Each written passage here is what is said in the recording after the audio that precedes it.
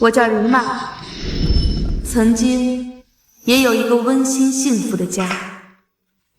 我和丈夫也通过自己的努力，创办了本市第一家民营机械厂。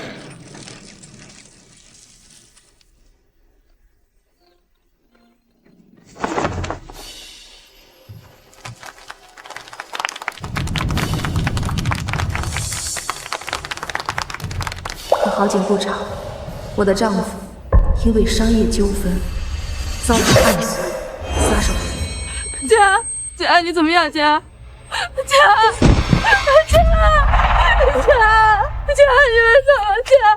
家，不要走，不要走！有人吗？来人啊！2个月前，儿子又遭遇车祸，离开了人世。不过好在还有茵茵，我这个怀着孕的儿媳妇陪着我。我的儿啊，晨曦！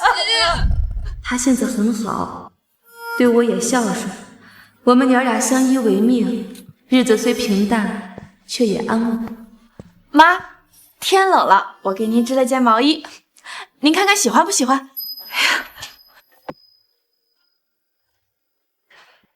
给我织的，谢谢茵茵。这毛衣啊，又舒适又好看，妈太喜欢了。您喜欢就好。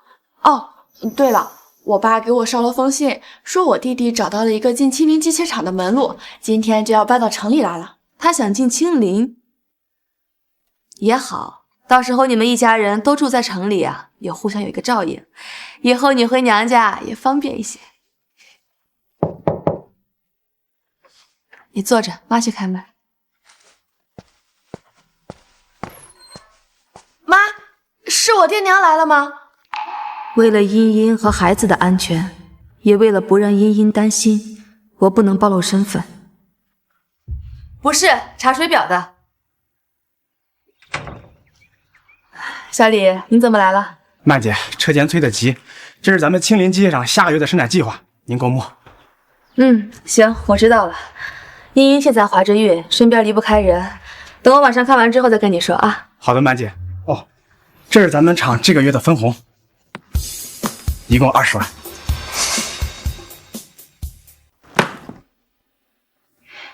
怎么又分红了？这些钱我藏在哪儿好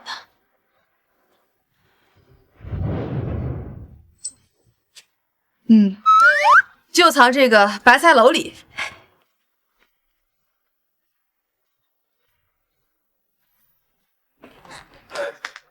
曼姐，你这藏钱的法子也太低调了，这要是哪个邻居以为是自家的菜，把这菜篓背走了，可就麻烦了。到了我这个年纪，自然就会明白，除了亲情啊，没有什么更重要的了。再说了，这会儿我拿钱进去，反倒不好向茵茵解释了。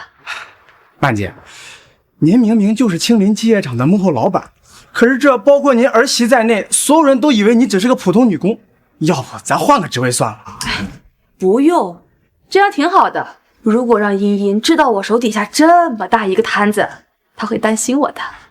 好吧。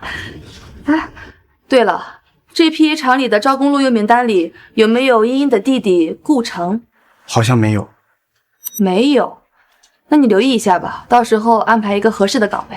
好的，曼姐，您这对您儿媳也太好了，连她家人都考虑到了。虽然我儿子没了，但是茵茵这个儿媳妇儿就跟我的亲生女儿一样。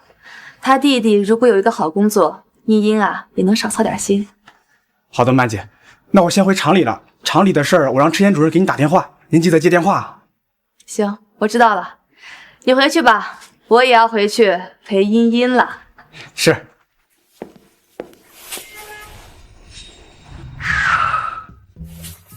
哎呀，亲家来了！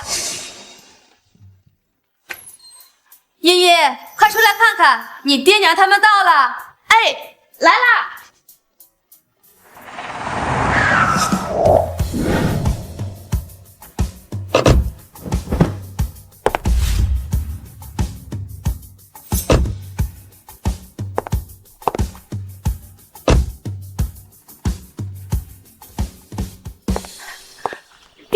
娘，你们来啦！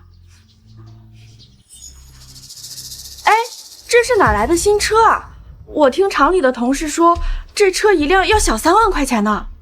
姐，这我买了新车，花2万8了，怎么样？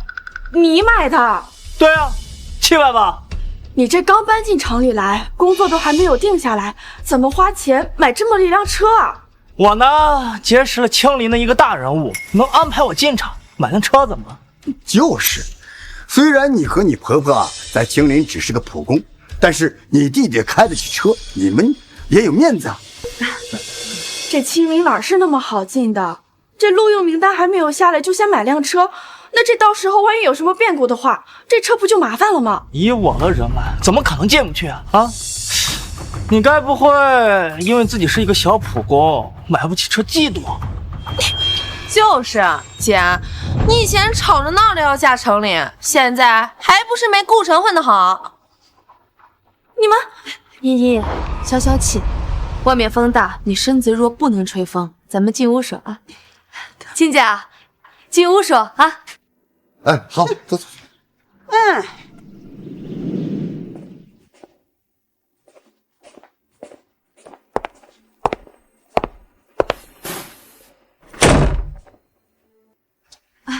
来，请。哎呀，这城里就是舒服啊！你看这地毯，这沙发，这在咱村见都没见过。我说亲家，别浪着呀，给我倒杯水。啊，好。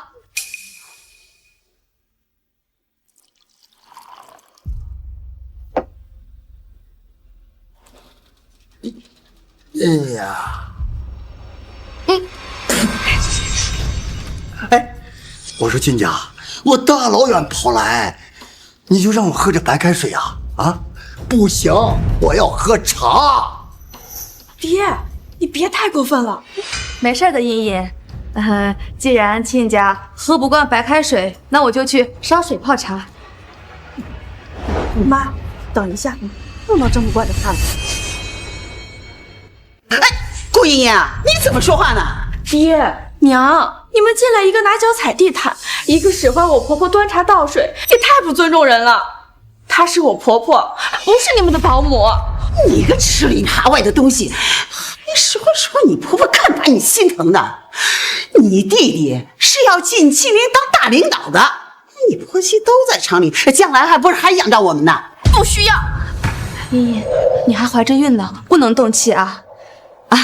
可能是你爹娘今天坐车呀太累了，没事儿，不就烧个水泡个茶吗？妈去。不行，妈，您歇着，我这就让他们走。你每天照顾我已经很辛苦了，没道理再伺候他们。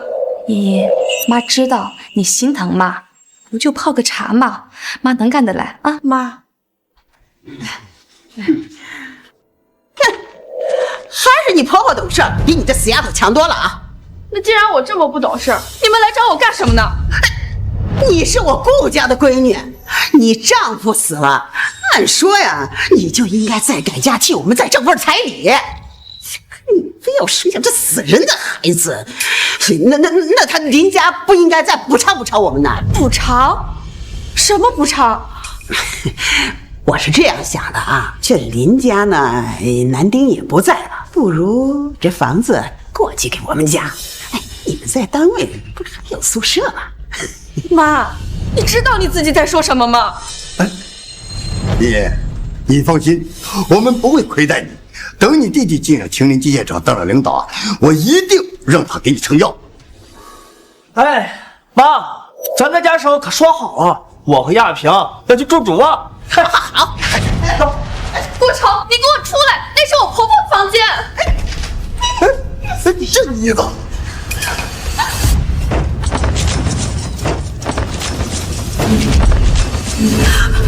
要！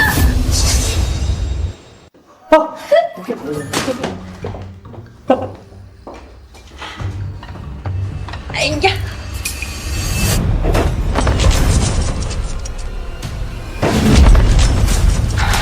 顾城，你把东西给我放下，那是我老公和我公公的遗物。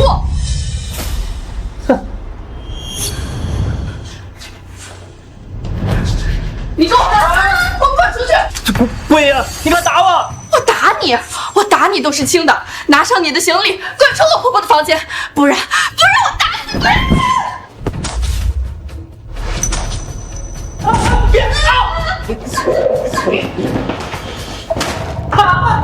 哎，妈，你快管管他！这顾莹莹不仅不让我住主卧，还打我。你个死丫头，你弟是要进清明当大领导的，你竟然赶他出去！行，这房子呀，我们也不住了，把你的钱都拿出来，我们出去租房住。我每个月都给你们打赡养费，为什么出钱还要我租房？你那点钱哪够啊？你弟啊，光买个车都2万8，现在你那彩礼钱花光不说，还借了不少高利贷呢。对啊，那个高利贷的人啊，去家里找你弟弟好几次了。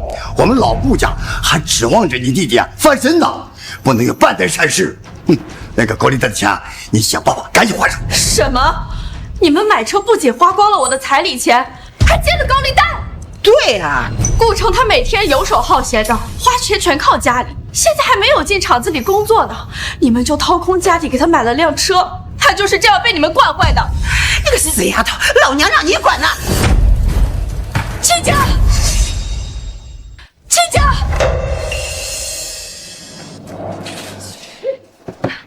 亲家，这可使不得呀！茵茵还怀着孕呢，可不能动手啊！哎，金家，你别拦着，他就该挨打。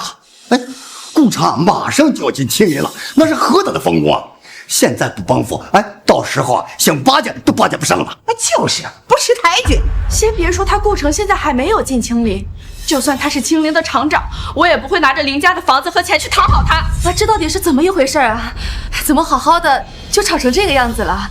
哎，还不是因为顾茵茵，她嫁到林家几天也就忘了娘家人，这房子不让住就算了，找她借个钱推三阻四的，忘恩负义。姐，你们孤儿寡母的，以后呀，免不了要顾城给你们撑腰。我看啊，你就赶紧服个软。撑腰就不必了，如果顾城他改不掉好吃懒做，以后你们绝对都会后悔的。你敢咒我，我打死你！亲家，消消气，消消气，咱们不要为了一句话伤了和气嘛。有什么事儿，咱们坐下来慢慢聊，总有解决办法的嘛。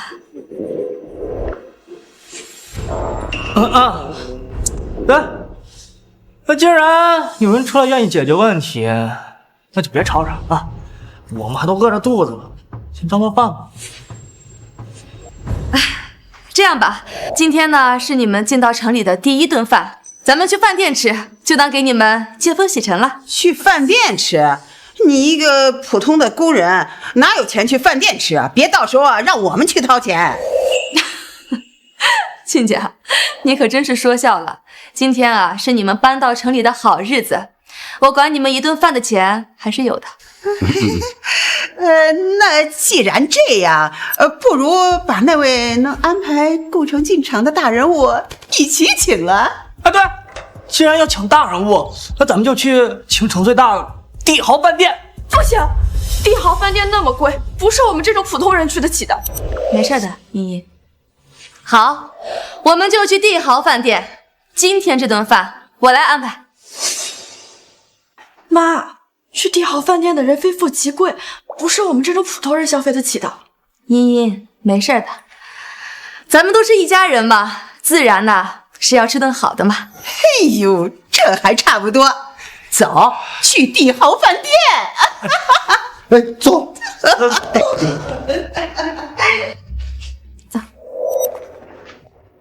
茵茵啊，哎，你们先过去，妈把这筐白菜搬进去。那我帮您搬？不用，我自己来。都说这城里人有钱，真没想到有些人连筐白菜都稀罕。就是，走，咱们先上车。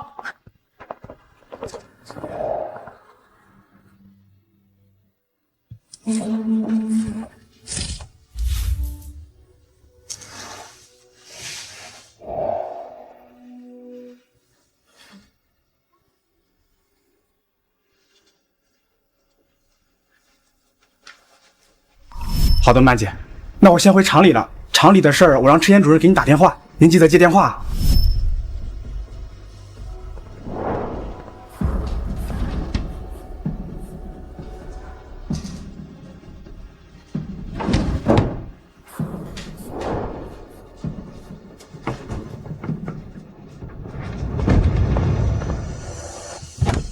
呀，怎么一股子烂白菜味儿，真倒胃口。我说亲家，听说这没坐过车的人呢，第一次坐车是会头晕的，要不也对，我确实坐不惯这车。这样吧，茵茵啊，你带你爹娘先过去，我骑自行车。妈，那我下来陪你。别，你身子沉，你坐车去啊，我随后到。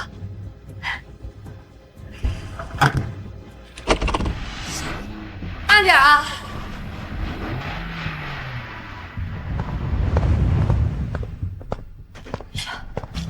坏了，茵茵的性子直，刚刚就差点起冲突。从这儿骑到帝豪饭店要半个小时，茵茵不会被人欺负吧？哎呀，这可不行！喂，小李，把我那台奔驰开过来，送我去趟帝豪饭店。顾城，在帝豪饭店请了这个大人物吃饭，进青林的事儿真能定下来？当然。那等你进了青林机械厂，咱家可就飞黄腾达了。我就说咱的儿子有本事吧，又是进城又是买新车的，在咱村啊，那可是独一份儿。这才哪儿到哪儿啊！啊，等我进了青林啊，以后有机会赚的是大钱，到时候呀，你们就跟着我享清福吧。咱家顾城啊，打巧就机灵，现在又进了这全市数一数二的青林机械厂。以后啊，咱们家就全指望他了。那是当然，哼，我早就说这养儿子呀，就是比养闺女强。你看养的闺女，啥都指望不上他。妈说她自己要骑自行车来，可她年纪大了，骑这么远的路，她身体吃得消吗？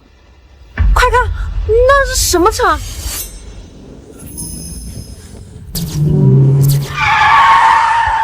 哇塞，奔驰！我在电视上看到过，这车最起码值80万呢。80万！我的天哪，能跟这样的大人物在一家饭店吃饭，真是三生有幸啊！咱们全市可就这一辆奔驰，就在那青林机械厂呢。滕少是滕厂长的儿子，这上面坐的肯定是滕少。都给我起来！我要亲去迎接滕少。等我把滕少伺候好了，以后我肯定前途无量。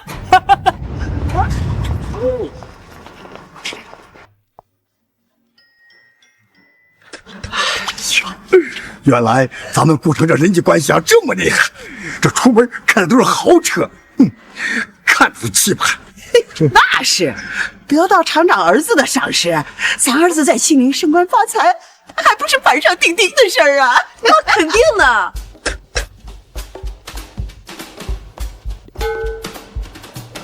滕少，我来给你开车门啊！现在下去，暴露身份，惹茵茵担心不说，还会让顾家人产生别的心思。先避开吧，小李再往前开一段，找一个安静的地方停车。是，滕少，我来给你开车门啊！好，这滕少可能还有急事要忙，要不咱进去等着吧。哎，好，来进去等，进去。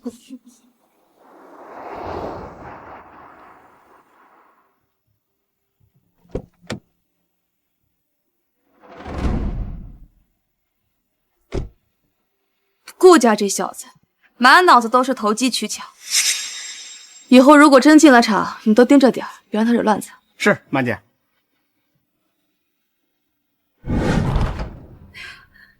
对不住啊，自行车有点慢，大家久等了。妈，您路上辛苦了。滕少，您来了。滕少，您刚刚是停车去了吧？停车？啊，对，这全市可就青林一辆奔驰，不是您还能是谁啊？那台龙品可是青林幕后老板的，我老爹才舍不得让我开呢。哎呀，对，他姓滕，难道是我聘请的厂长滕传林的儿子？哎呀，这怎么又有人呼我呀？我去前台啊，赔个电话。滕少刚拿了是 BB 机吧？对，我在电视上见过，这一台啊1000多呢，也只有滕少这有钱有势的人啊才能买得起。这腰带 BB 机遍地是商机啊！滕少，果然是个大人物。既然人都到齐了，茵茵也饿了吧？我去点菜。妈，我陪您去。好。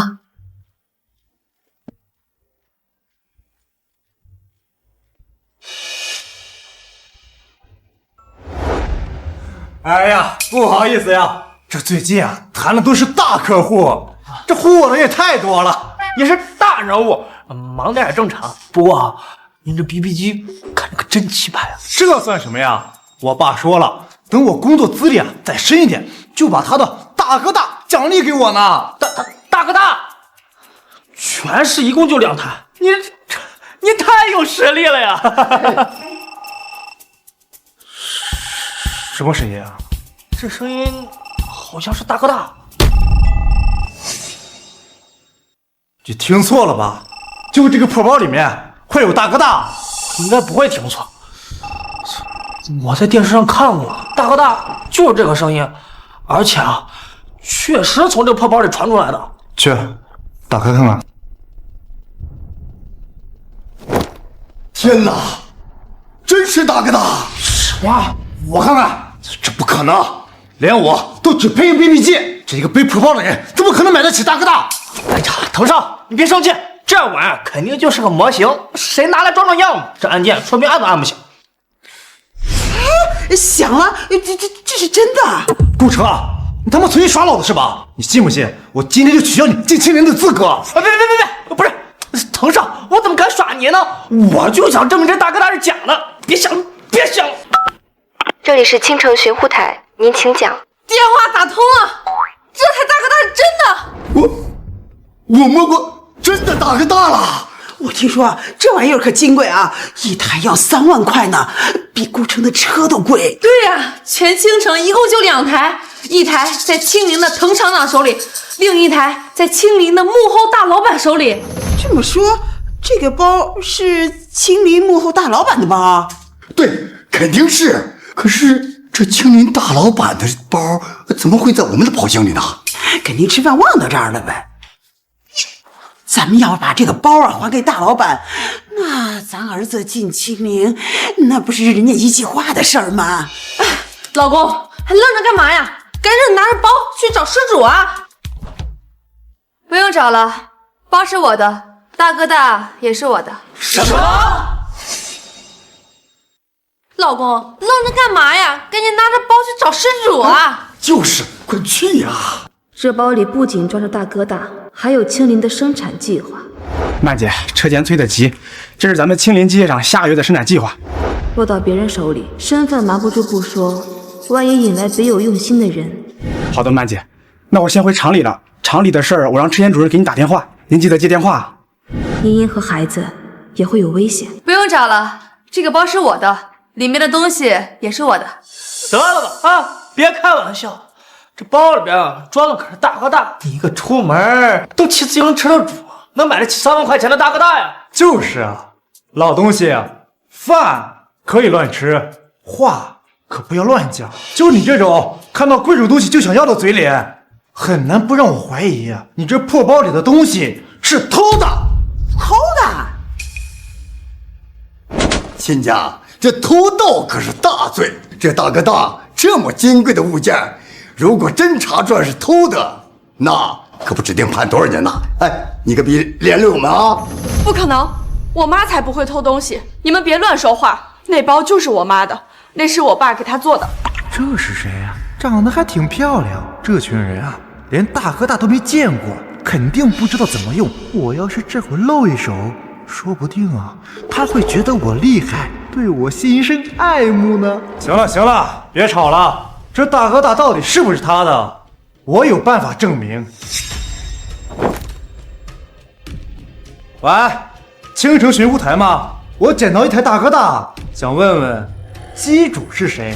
你好，这台大哥大的机主姓林，所属单位是青林机械厂。姓林，青林机械厂，说的不就是茵茵她婆婆吗？难道这个大哥大真的是她的呀？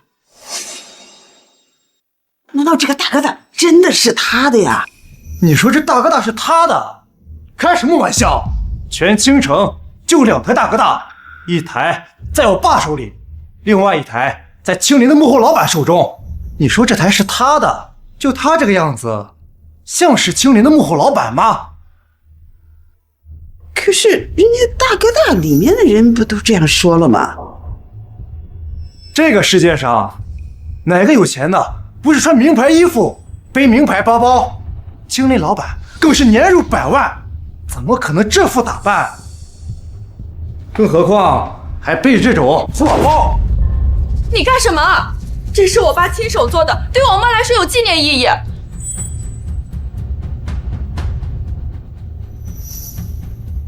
这手工包挺好的呀，怎么了？这个包的布料是纯棉的，既实用又舒适，挺好背的，我没觉得有什么。哎呦，亲家，你可真是太低调了啊！哎，我一看啊，你就不是普通人，说话办事都透着大气。原来啊，你真是个大人物呢。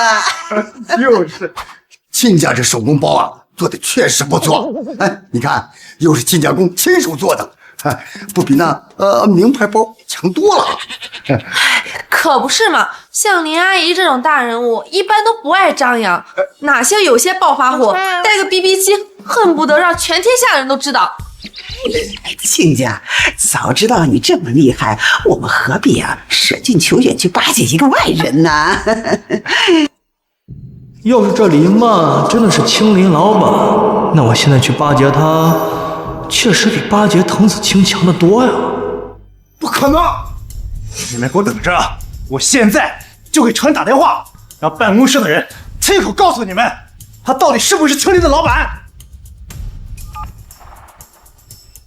喂，我是藤子清，你给我查一查，青林有没有个叫林曼的人？彭少，青林确实有个叫林曼的员工，现在应该在车间那边做普工。普工？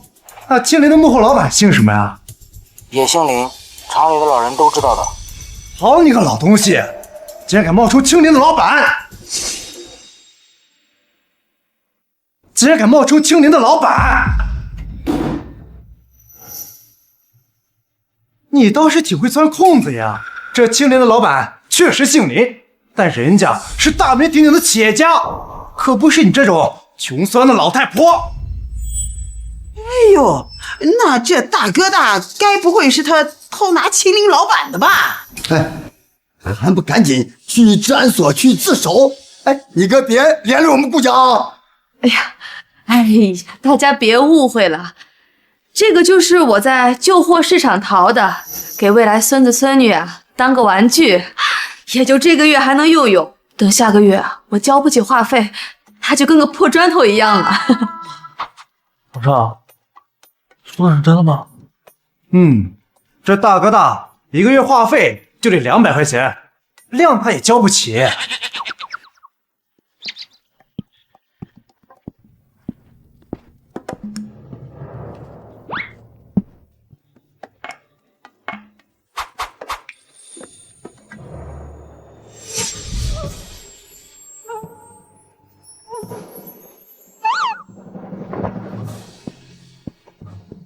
哎，大家都别愣着了，快落座吃饭吧。来，姨走。吃个屁呀吃啊！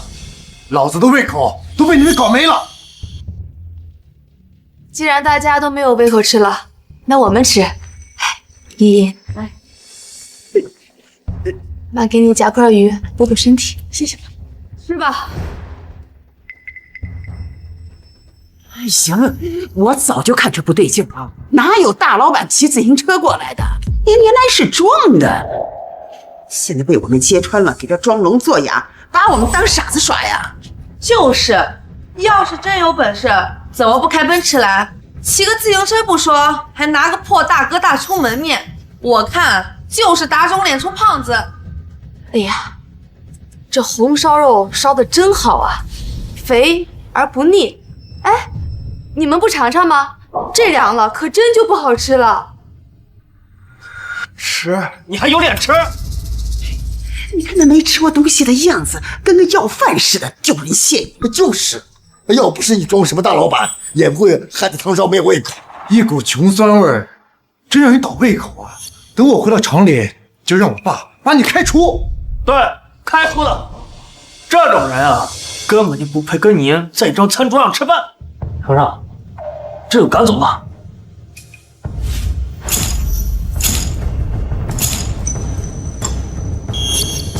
这还有脸吃啊？给滕少惹得都没心情吃饭了，还不赶紧给我滚！赶紧给我滚！唉，这好好的饭，可惜了。既然这个饭也吃不安生，那茵茵，咱们回家吧。好，我们回家。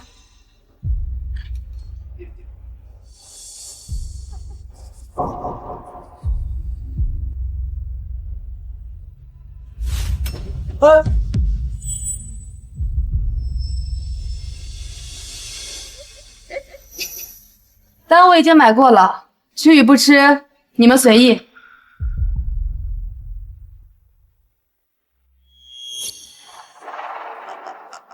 哎呀，你看，都怪这个林曼，好好的装什么大老板呢，还拿个破大哥大，连我们都给骗了。不然我们刚才也不会说错话，惹滕少不高兴了。啊，装模作样的，害得我们还真以为什么大人物，原来就是一个爱吹牛的普工。哎，滕少，哎，你别生气啊，我们也只不过是被他蒙蔽了。滕少，您大人有大量，别跟那种人置气。他呀，就是没见过世面，想在您面前摆谱，哪想到在您面前露了馅。跟滕少那样，巴掌是看着茵茵了。你的意思是？哎呀，这还用说吗？滕少是真看上茵茵，那我进青林不是板上钉钉的事儿。就连我欠的高利贷，也不愁还不上。哎呦，这可是天大的好事儿啊！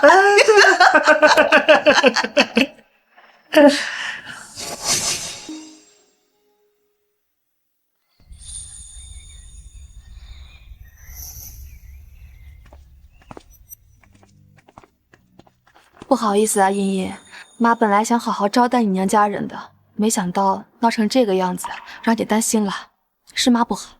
妈，这怎么能怪您呢？都是我爹妈和顾城非要攀附那个滕少，做的太过分了。道不同不相为谋，我们不管他们了，我们回家。哎，对了，妈，您不是骑自行车来的吗？我怎么没见您停在那儿啊？哎呀，嗨，瞧妈这记性，妈忘记告诉你了。刚才妈骑到饭店门口，碰见你王婶了，她说有急事儿，就把车骑走了。这会儿应该已经给咱送家门口了。原来是这样，没事儿，那我们走着回去吧，正好活动活动，再散散心。走。哎，刚才怕茵茵受委屈，太着急，就坐奔驰来了。可现在茵茵身子重，这里离家又这么远，这走回去也不是个办法呀。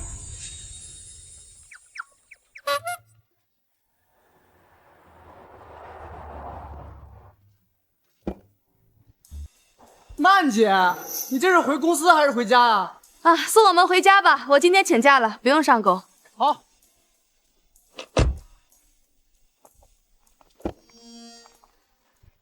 妈，这不是那位青林幕后大老板的奔驰车吗？我们要坐这个回家啊？这不是那位青林幕后大老板的奔驰车吗？我们要坐这个回家啊？对。前几天李助理把包丢了，我帮他找回来了，正好算帮他一个小忙。哎，正好他今天在这附近办事儿，可以顺路捎我们一程。对，曼姐不仅找回我的包，她还不要我的谢礼。我一直想找个机会好好谢谢她，今天刚好碰上了，顺路送你们回去。原来是这样，但是您送我们回家也太麻烦了，要不我们还是走回去吧，也不远。不麻烦，顾小姐。反正老板也不在车上，不碍事。那行，那就麻烦李助理了。哎呀，好了，茵茵，你身子沉，门口风又大，别着凉了，快上车啊！来。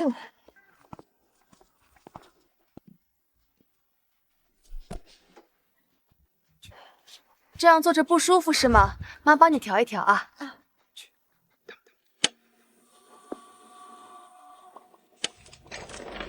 这样坐着真的很舒服哎。不过妈，你怎么会调这个座椅的呀？我是之前跟电视机上学的，他们说呀，这样一调坐着舒服，尤其是对孕妇好啊。妈想着你怀着孕呢，这样可以少遭点罪，就特地记下了。妈，您对我真的是太好了，这样坐着真的比之前舒服多了。好，那么关上车门，咱们准备出发吧。坐好了啊。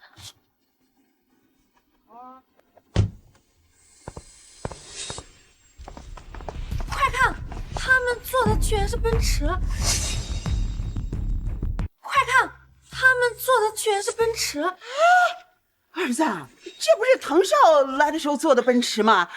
你和婆婆怎么坐上面了？还真是的，就是那会儿那辆奔驰。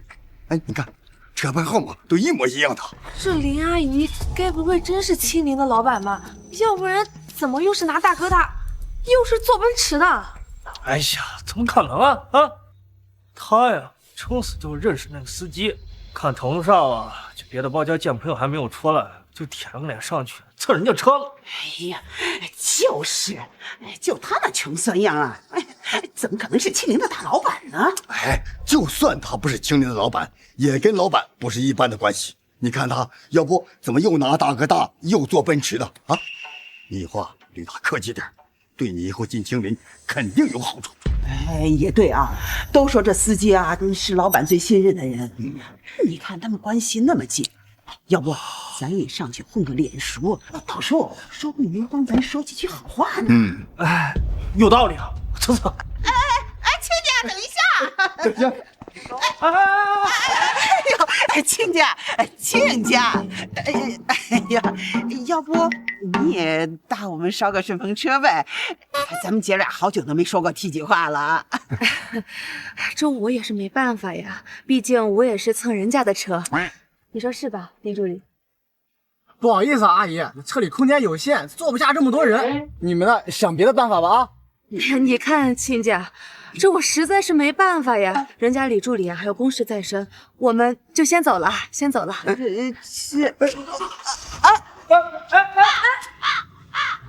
装什么装呀？不就蹭个车吗？干什么呀？等老子进了青林，我养你好看！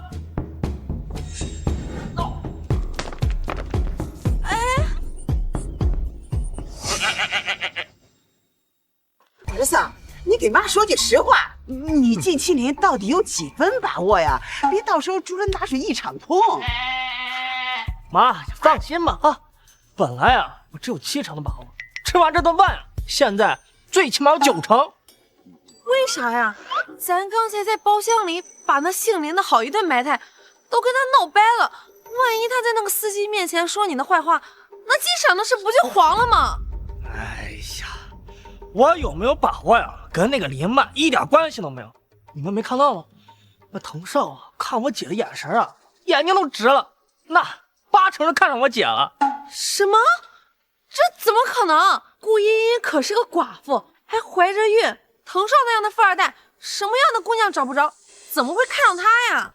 这你就不懂了吧？啊，那有钱的想法跟咱们普通人不一样，他们就喜欢点特别的。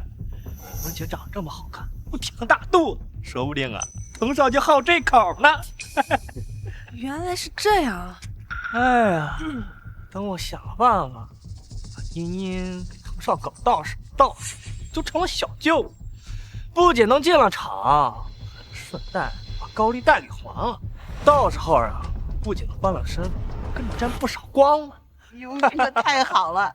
我就说我儿子有本事吧，能攀上滕少这棵大树啊，那咱们家可总算好出头了。还是你聪明。那咱们现在去哪？回林家吗？哎呀，都闹成这样了，还怎么回？啊！哎，现在啊，我们可不能得罪他。万一他要是在老板的助理面前说了顾城的坏话，可就有主了。那可怎么办呢？手上还有多少钱？都凑凑，我们租个房子住下来，等林曼气消了再回去。现在啊，我们重要的是稳住。爸说的对，免得夜长梦多，我得赶紧想办法把茵茵跟头少凑一块儿。走吧。走。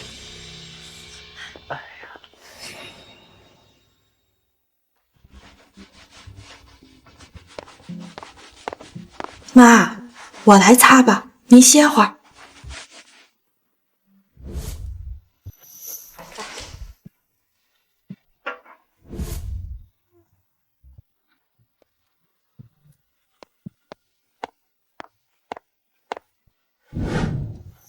傻孩子，有妈在了，怎么能让你干这些活？你歇着啊，马上就干完了。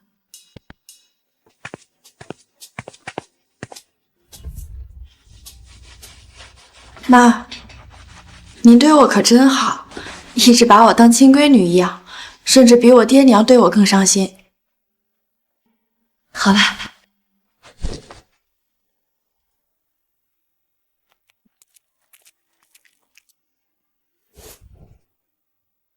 傻孩子，妈现在只有你了，我不疼你，还能疼谁呀？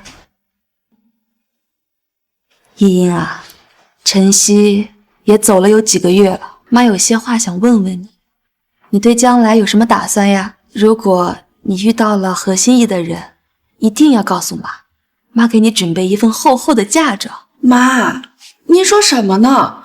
晨曦虽然不在了，但我还有您呢。您一直把我当亲闺女一样，有您在，我哪儿都不去。有您在呀，我什么都不怕。我现在只想好好把孩子生下来，陪着您，把他抚养长大。咱们仨呀，好好过日子。好，是妈不好，让你不开心了。妈也跟你说一句掏心窝子的话。晨曦走之后，妈早就把你当亲生女儿看待了，妈什么都不求，只求你可以幸福。但是，这到底是怎么一回事啊？哎呀，怎么好好的就吵成这个样子了？还不是因为顾茵茵，她嫁到林家几天也就忘了娘家人，这房子不让住就算了，找她借了钱推三阻四的，忘恩负义。这是我爸亲手给我妈做的。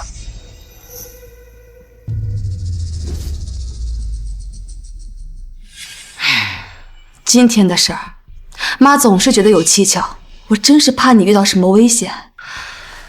依莹啊，你以后出门遇到事儿，一定要多留一个心眼，千万别让自己受伤害，知道了吗？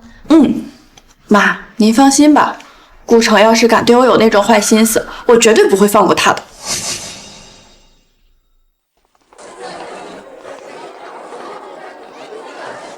张姐，明天见。哎，明天见。哎，姐，顾城，你怎么来了？是那位唐少来让你办理入职吗？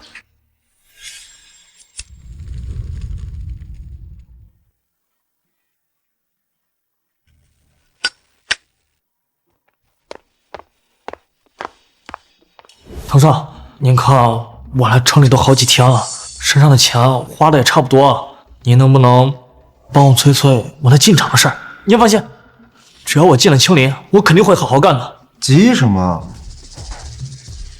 既然你的钱花完了，那这些你拿着用。唐少，您这是？我问你个事儿啊，你姐什么情况？你姐夫干嘛的？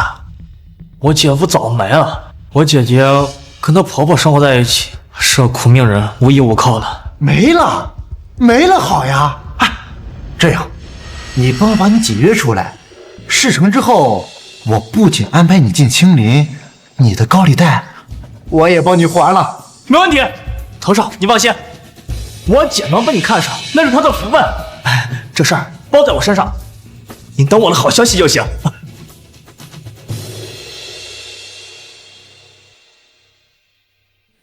姐，之前是我不好，我不该惹你跟林阿姨生气，爹妈也很后悔。那个妈现在天天念叨你，昨天都生病了，躺在床上下也下不来。娘怎么会突然生病呢？她哪里不舒服？有去看大夫吗？具体我也不知道啊。那个娘就一直喊着头疼，饭也吃不下。要不你跟我回去看看吧。妈昨天还叮嘱我多加小心，可娘病了，我要是不去，心里又过意不去。妈天天喊着想见你呢，你就跟我回去吧。好吧，那你快上车，咱们赶紧出发，别让娘等着急啊。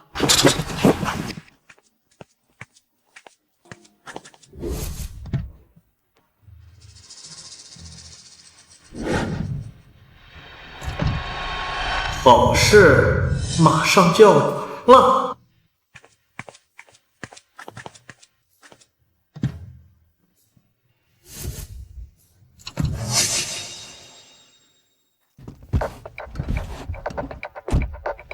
等一下，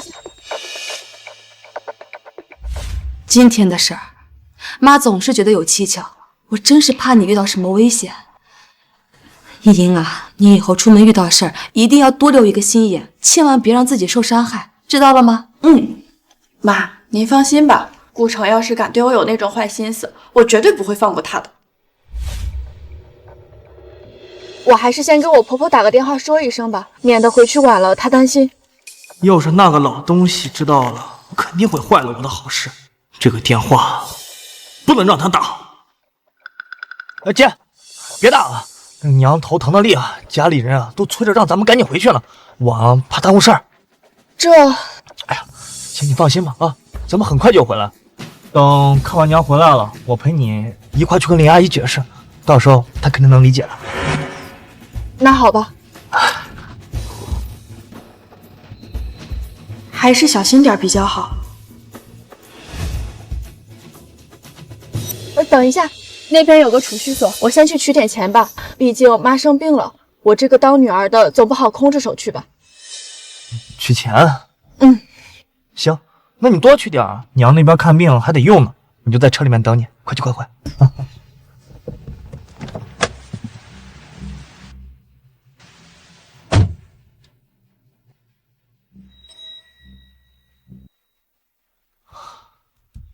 过了今天，藤少不仅能安排我入职青林，还能帮我还清高利贷，到时候青林的正式公啊！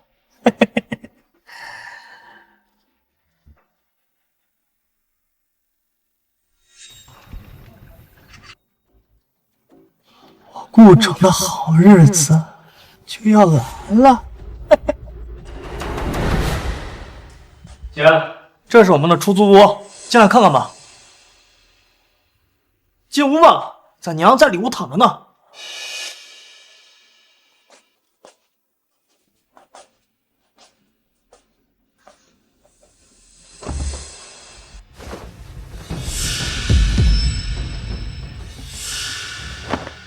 顾城，你骗我！想走啊？没那么容易。顾城，你不是说娘生病了，在里屋躺着吗？里面躺的根本不是娘，是个男的，你为什么要骗我？骗你是为你好啊！里面躺着的人，那可是藤少，你把他伺候好啊！我进青林有着落了，你也不用守寡了，这不是皆大欢喜吗？混蛋！你怎么能打这种主意？我可是你亲姐姐。亲姐怎么了啊？我进青林找人打点需要花钱了，现在买车又欠了一屁股债，这当姐姐的不想着赶紧再转嫁，给我换点彩礼钱就算了，你还非得守着死人的孩子，我要你有什么用啊？你给我闭嘴！晨曦可是你的亲姐夫，我肚子里怀的是你的亲外甥，你为什么能为了钱让我改嫁呢？你眼里除了钱，还有没有一点亲情？亲情，亲情能当饭吃，还是能帮我还高利贷？薇呀，我告诉你啊，这是我们顾家翻身的好机会，可别不识好歹。想拿我做交易去还高利贷，做梦！想走没那么容易。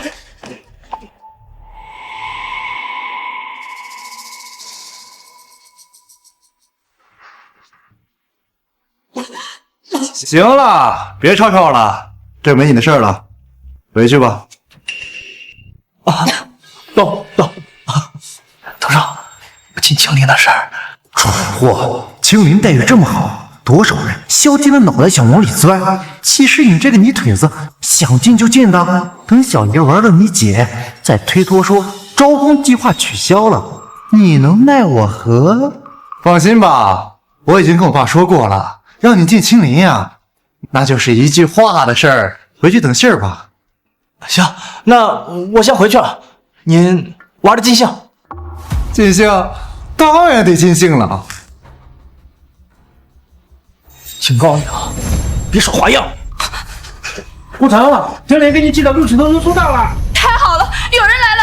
邮差大哥，救命啊！邮差大哥，救命啊！顾城，青林机械厂给你寄的录取通知书到了，你被青林录用了。太好，我终于进青林了。藤少，你真厉害啊！不对呀，我根本就没跟我爸提过让他进厂的事儿，这怎么还真让这小子给进去了？行啊，既然通知书到了，那就好好工作，别给我惹麻烦。是。邮差大哥，求求你救救我吧！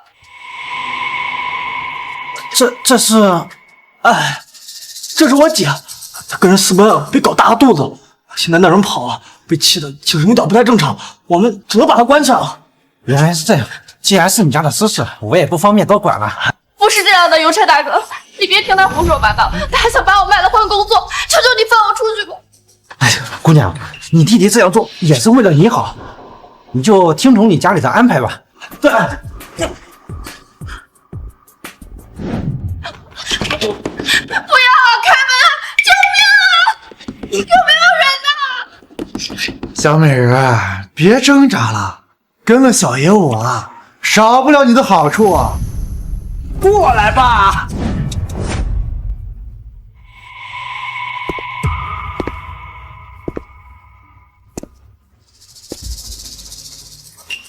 你别过来！救命啊！不要！救命啊！住手！是你？你怎么找到这儿来的？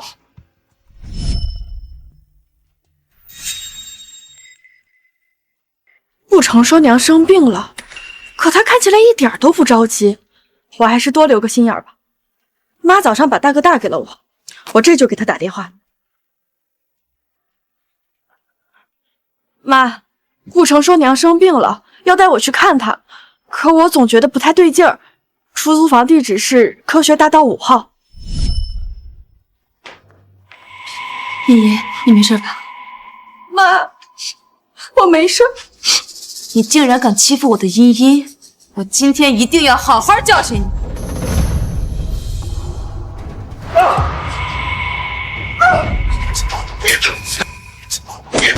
你！你敢打我！我要报警，我要让你蹲局子！我爸可是青林的厂长，我要让你牢底坐穿！妈，他要报警怎么办啊？放心，没有分财。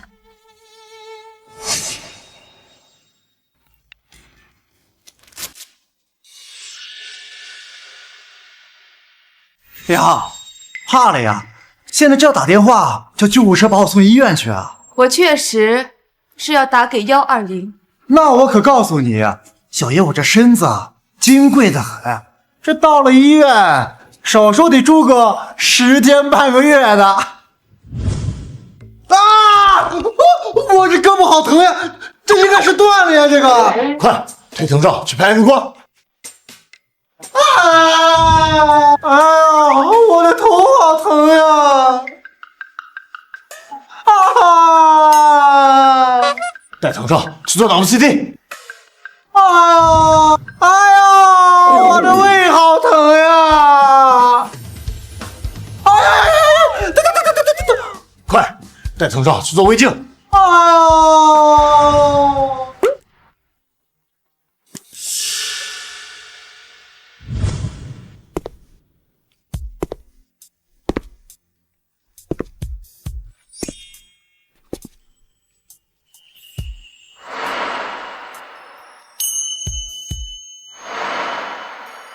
藤少，求您别再折腾了。我家里真的没有那么多钱，求您放过我妈吧。想让我放过她？可以啊，只要你乖乖的陪我几天，我就签了谅解书，放了你婆婆。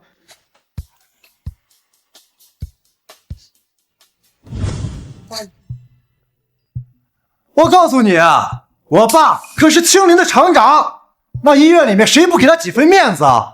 等我到了医院，我就把所有珍贵的药都用一遍。你呀，就等着砸锅卖铁赔我医药费吧。你说的倒也是个不错的办法，我知道了。算你识相。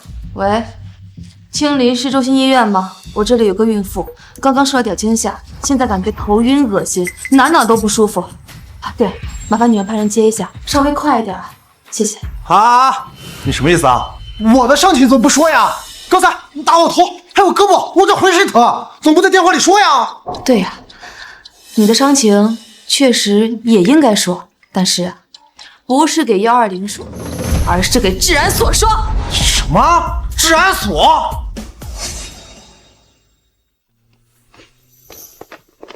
请问患者在哪儿？医生，我的儿媳妇儿怀孕了，她刚刚受了很大的惊吓，现在感觉头非常晕，还犯恶心，身子也没有力气。你们一定要给她做一个全面的检查，一定不能出差错。好，您放心，我们一定全力救治。能自己走路吗？我们扶你上救护车吧。妈，腾在家里有权有势，您一个人在这儿会不会有什么危险啊？要不我陪您等到警察来检查，晚会儿再做也行。傻孩子，你现在最重要的是保护好你和你肚子里的孩子。你们俩如果出了什么差错，妈以后的日子没法过了啊！麻烦你们一会儿好好照看我儿媳妇儿，检查结果出来之后，一定要第一时间告诉我。放心吧。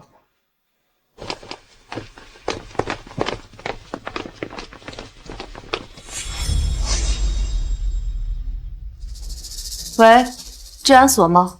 我要自首。呀，刚才你这么硬气，原来是装的呀！现在知道自首了。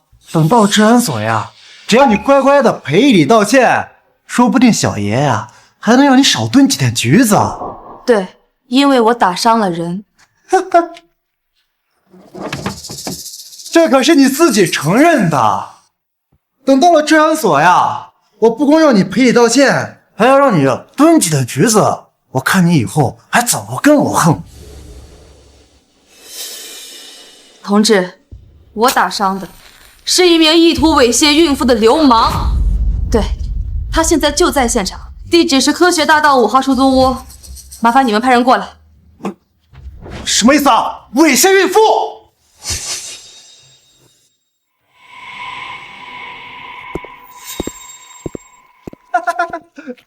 呀，老东西还没走啊？怎么还不死心啊？唐子清，你别得意太早。就算治安所同志判定你没达到刑事犯罪标准，我林曼照样不会放过你。你等着，马上你就会得到应有的惩罚。哼，你说的惩罚不就是罚钱吗？小爷，我不怕告诉你，我有的是钱，不管是200、2000还是2万，我眼睛都不能眨一下。你能奈我何？我警告你，茵茵就是我的逆鳞，你但凡再敢对她有半分非分之想，我就让你吃不了兜着走。怎么还想让我蹲局子呀？我爸可是青林的厂长，这谁不给我几分面子？今天这事儿不就这样过去了吗？识相点，别再跟我斗，不然……看来我刚才还是下手太轻了，才会让你这么快就忘了疼。你个老东西，还敢给我叫板？你给我等着，看我今天怎么收拾你！哥几个，出来吧！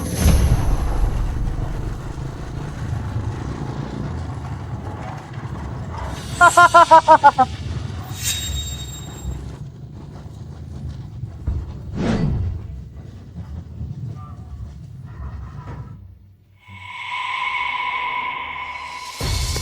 老东西啊，刚才在出租屋不是挺能打的吗？现在我看你还怎么跟我斗！住手！住手！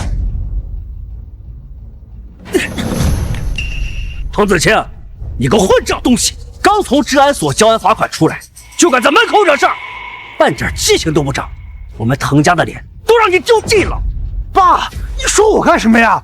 是这个老东西先动手打的我，今天要不收拾他，让我在兄弟面前丢尽了面子，我的清官怎么会啊？我让你收拾，让你立足，一天天游手好闲不嫌丢脸，现在找不回面子知道丢脸了啊！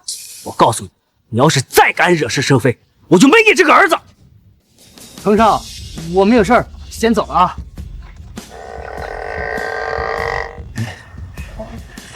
啊！回来！妈的，这群没起来的东西，回来干什么啊？继续帮你惹是生非吗？啊！我怎么生了你这么个没出息的儿子？爸，真是他先动手打的我，不信你问他。确实是我先动的手，但你怎么不说我为什么打你？曼姐，爸，你看他都亲口承认了。不行，我咽不下这口气。爸，你别拦着，今天我非得干死他。我这个混账东西，咽不下也得咽，忍不了你给我忍着。你要再敢对曼姐不敬，我让你吃不了兜着走。爸，他到底谁呀？你这样对我？他就是青林幕后的大老板林曼。什么？爸，他到底谁呀？啊，还报警抓我！你不帮我也就算了，还帮一个外人骗我，说他是青林的幕后老板。骗你？我为什么要骗你？他就是青林幕后的大老板林曼，连我这个厂长都是他聘来的。不可能，她一个老太婆，去哪都背一个破包，怎么可能是年入百万的青林老板？我已经打听过了，他就是个普工。爸，你可千万别被他给骗了。以貌取人，欺软怕硬，这就是你教出的好儿子。对不起，曼姐，是我教子无方，给您添麻烦了。我这就让他给你道歉。愣着干什么？还不快给曼姐鞠躬道歉！快点！不可能，我可是青林厂长的儿子，凭什么给这个老太婆道歉？你死！啊！爸，你嘴硬！爸，你嘴硬！你嘴硬！快点道歉！道！对不起，我错了。川林啊，哎，我聘请你是看中你的管理能力，但是我绝不能容忍他打着青林的旗号在外面仗势欺人。以后我如果再看见他欺软怕硬，我唯你是问。是，我以后一定严加管教。您放心，我绝不让他再胡作非为。好了，带下去。哎，逆子，还不快滚！走。老东西，别高兴得太早，今天这梁子算是结大了，咱们走着瞧。小爷我绝不罢休。看什么呢？快走，走！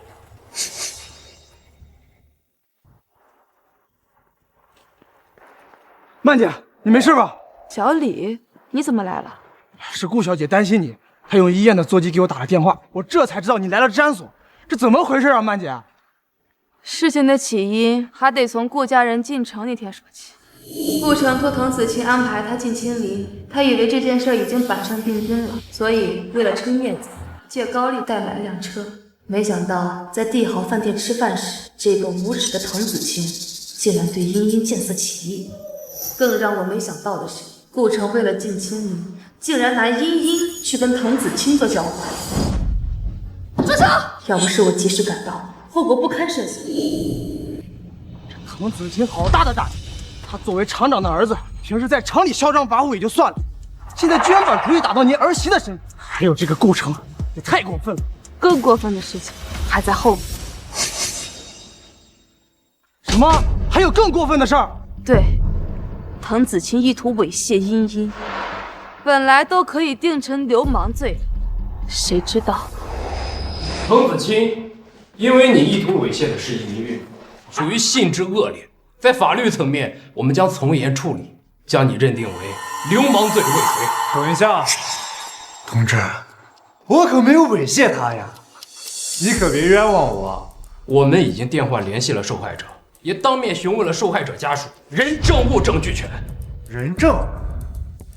他呀，他要是能当人证的话，我也有人证，证明顾茵茵是自愿跟我在一起的。不可能，茵茵她绝对不会看上你这种人。可不可能？你说了不算。顾茵茵守寡有几个月了吧？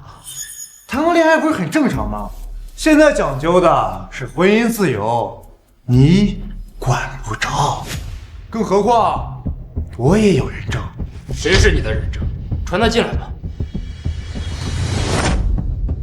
我能证明顾茵茵是自愿的。顾城，怎么是你？你怎么可以帮助伤害你姐的人做伪证呢？哎，林阿姨，你可不能胡说八道。藤上他没有伤害我姐。就是，我可没有伤害顾茵茵，是顾城主动把她介绍给我处对象的。不信你们问他。没错，我能证明，我姐顾茵茵呀，跟藤上是自愿接触的，绝对没有强迫她。你胡说！顾城，你姐对你这么好，你怎么可以这样对她呢？你不光把她骗去出租屋，还过来做伪证，你还是人吗你？林阿姨，我知道你儿子去世了，你很伤心，但是你不能不想让我姐改嫁，就去诬告藤上，人家俩可是真心相爱。你，顾城，我警告你，做伪证是违法的，你不要太过分了。顾城，行得正，坐得端，违不违法就不劳烦您老人家费心了。阿姨，现在滕子清有顾茵茵的亲弟弟作证，加上他也没有对顾茵茵造成实质性伤害，我们只能对他予以训诫，处200元罚款了。太过分了！我从未见过如此厚颜无耻之人。那按照您的吩咐，之前咱们发出去的录取通知书要追回吗？对，追回。顾城这样的败类，青林绝不能留，立刻回厂里开除掉他。另外，发出通知，永不录用。是。看来以后想再继续低调护着茵茵，怕是难了。也罢，既然众人都因为卑微的身份要欺负我，那我便恢复身份，举青林全力守护茵茵。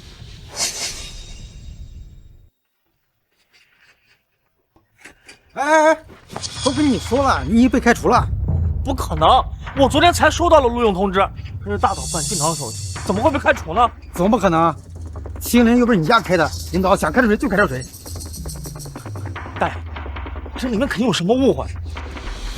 藤上关系进来的，你要进去问他。哎，少在这胡搅蛮缠，你这样的人我见多了。你呀，别想蒙混过关。青林大门是你想进就进的吗？滚滚滚！哎，藤上，顾城，你怎么在这儿啊？藤上，我昨天明明收到录用通知，结果这传达室的师傅不知道怎么不让我进就算了，还说我被开除了。开除？老刘，这怎么回事啊？藤上，你来了。昨天李秘书通知我说，有个叫顾城的人被开除了。李秘书亲自来通知的。他可是青林幕后老板的亲信，这难道是他的意思？这怎么可能呢？那青林幕后老板是谁我都不知道，怎么可能会得罪他呀？得罪他？爸，他到底谁呀？这样对我？他就是青林幕后的大老板林曼。难道他真的是青林幕后的大老板？怪不得顾城能进青林，原来是林曼这个幕后老板在帮他。这个蠢货不知道林曼的身份，昨天帮我做伪证，彻底得罪了他，所以才被开除了。原来是这样。不是哪样啊，藤上，我这盼星星盼月亮，好不容易盼来录用通知，就大门还没跨进去呢，就被说开除了。哎，你有所不知呀，你这个录取通知书啊，是我好不容易替你争取来的，马上呢，你就可以进青林大展宏图了。这谁知道这日防夜防，家贼难防呀！家贼？你那意思是坏我好事的人是我身边的人？对，就是你姐姐的婆婆。她认识李助理，她知道你刚进青林，故意在李助理面前说你的坏话，所以呀，你才被青林给开除了。好啊，这个老东西非我前程，这我去找他算账啊！他刚使了坏，正准备看你笑话呢，你现在去找他，不正中他下怀吗？可这好端端的工作被他给毁了，我咽不下这口气啊！我也咽不下这口气。他不仅毁了你的工作，还蒙骗我爸，骗我爸断了我的生活费。我现在收着车上门，那都是拜他所赐。那咱们该怎么办啊？总不能任由他欺负吧？当然不是啊，我有办法，一定能置于他死地。什么办法？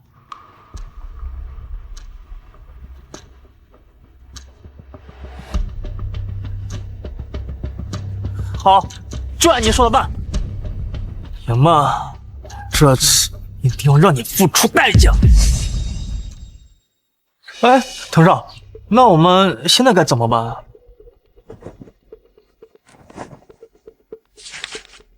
你拿着这张纸条去到林满家，找到他的手章，在这个负责人这儿按个字儿。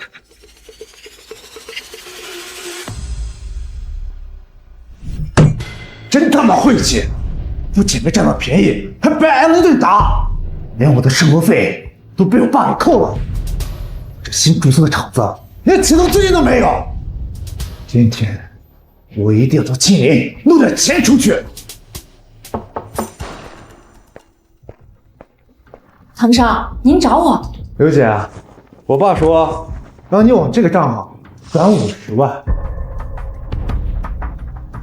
藤家机械厂，这是青林的供应商吗？我怎么没印象？这是我新注册的厂子，你当然没印象了。我爸这人啊，就是太老实，做青林厂长这么久，一点钱都不贪。今天我就用他的名义干票大。对，这是新谈下来的，赶紧去转吧。不行了，藤少，厂里有规定，大金额转账一定要有批条，还要按藤厂长和林老板的手章，没有批条不能转账的。什么批条？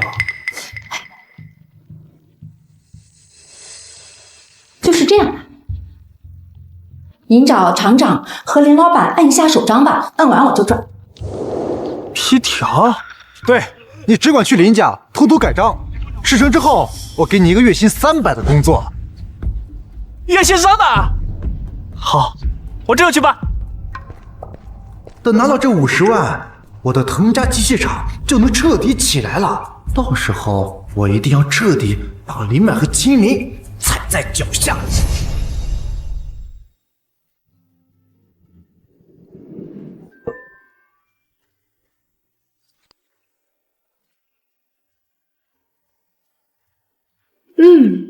这鸡汤炖得不错，茵茵肯定会喜欢的。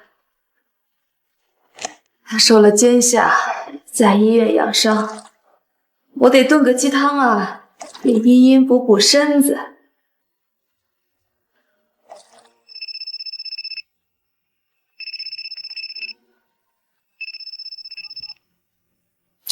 喂，李助理。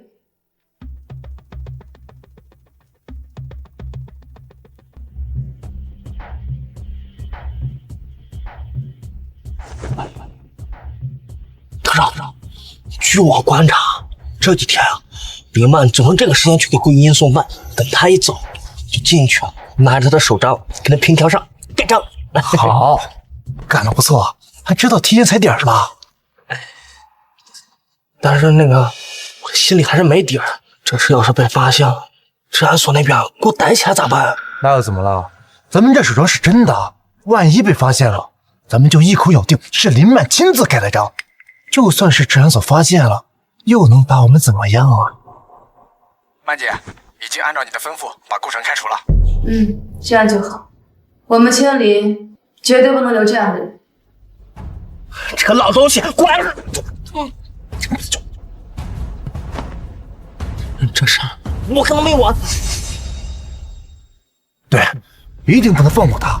她可是你姐的婆婆，不盼着你进清理就算了，还在背后阴你，这算什么亲戚啊？还不如我一个外人对你好。藤少，我以后就跟定你了，只要你一声令下，我顾城赴汤蹈火，在所不辞。快看看，他是不是出来了？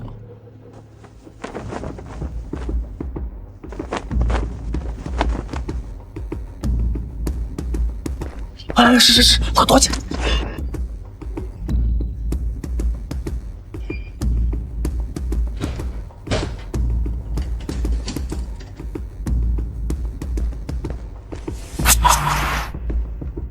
好了，终于走了。你快去盖章，千万别盖错地方了。我在外面给你望风。好，上次归因坐我的车呀，不小心把钥匙落车上，还好偷偷留了起来。嘿嘿嘿。顾城这个蠢货还真是一把好用的刀。等我从青林这儿挪走这50万，我的藤家机械厂就有了启动资金，到时候绝对第一个搞垮青林。唐少，成了。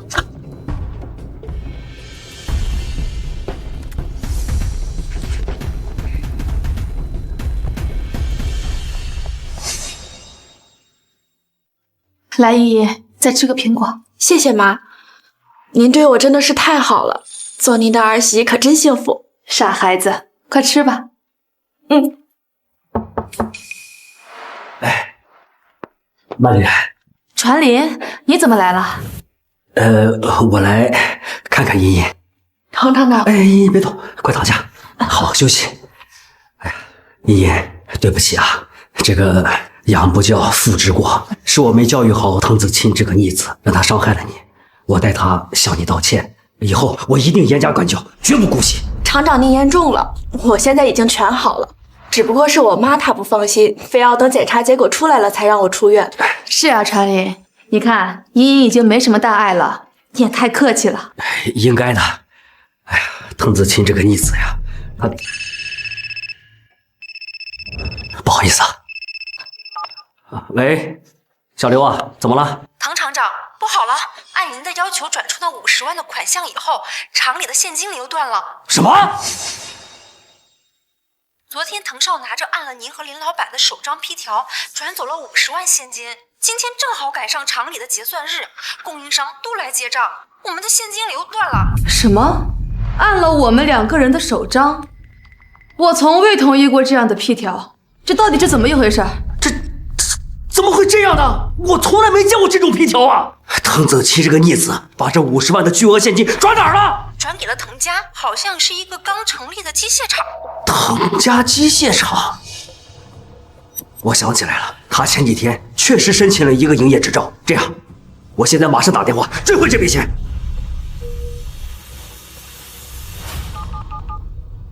滕子清，你个逆子，你把青林的50万转哪儿了？还能转到哪儿？转给我新成立的滕家机械厂，当启动资金了呗。混账！你竟敢伪造批条，擅自挪用厂里的钱！你知不知道这是青林的流动资金？你这么干，只会毁了青林，也毁了我呀！只会毁了青林，也毁了我呀！全林，你没事吧？曼姐，你放心，这个钱我一定给你要回来。先别说这些，先看医生。滕子清，我告诉你，你要是还认我这个爹，就马上把钱还回来，不然我马上报治安所，就当没生过你这个儿子。还钱？凭什么还钱？林曼那个老东西这么得罪我，我拿他点钱出口恶气怎么了？混账东西！明明是你有错在先，却还在执迷不悟，甚至还伪造批条，你这是在违法，你知道吗？这钱你马上给我拿回来，现在立刻马上！不行，这钱我还不了，已经当了我新厂的启动资金了。青林的账您自己评吧。喂，逆子，这个逆子，我，传林，医生，快叫医生！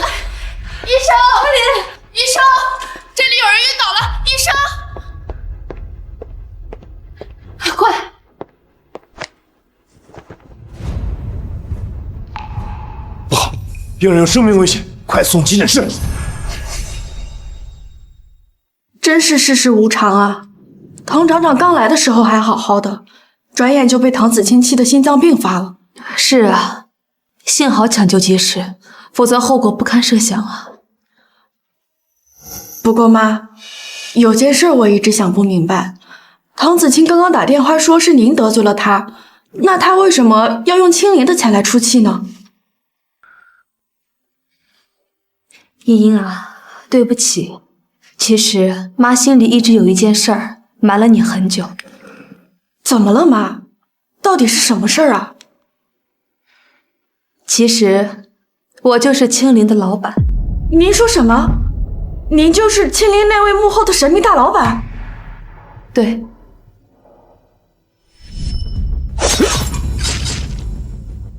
家，那年因为商业纠纷，你爸被人害死，所以为了家人的安全，我便开始隐藏身份。之前一直不告诉你，也是怕你担心。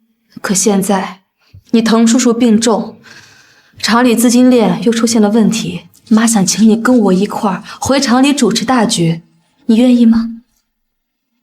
妈，谢谢您这么多年默默的守护着我，我愿意，以后我跟您一起扛，绝对不会让清零出事的。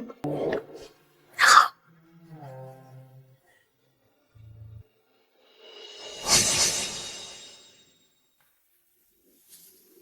看，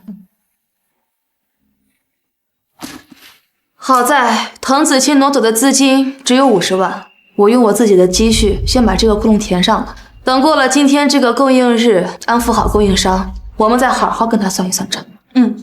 当务之急是应当给这些供应商结算清楚，保住清零的声誉。不过说来也奇怪，我看了滕子清给财务那边的批条，上面的确印着我和滕厂长的手账。滕厂长是他父亲，他偷到手账也不奇怪。可是我的手账，他究竟是怎么拿到的？是啊，我也想不通。您的手账都是锁在家里的，我看家门也没有被破坏的痕迹，他到底是怎么拿到您的手账按在他的批注上的？算了，不想了。等过了今天这个结算日，我们就去治安所报案，到时候就真相大白了。前进。老板，不好了，外面来结算的供应商越来越多了，本来应该下个月结算的，都来要钱了。林总，不好了，厂里流动资金被挪用，滕厂长现在著名毁灭的消息一般传出来，现在整个车间都人心惶惶的，供应商现在也不给我们提供原材料了，几个车间都快停工了。什么？怎么会这样？不好了，曼姐，这不知道从哪传出来的消息，说在庆林的资金链断了，这马上即将呈向大客户方舟都开始打电话问厂里的情况了。林总，现在原材料进不来，那边的客户还找着我们要配件，要是我们下周交不了货的话，按照合同，我们就要赔偿200万啊！事情怎么会突然变得这么严重？这一点都不像是一场意外，倒像是人为蓄意为之。对，这件事绝对不是临时转走50万这么简单。滕子清一定早有计划，而且他背后肯定还有我们不知道的帮手。那现在怎么办啊，曼姐？先别慌，我们分头行动。小刘在，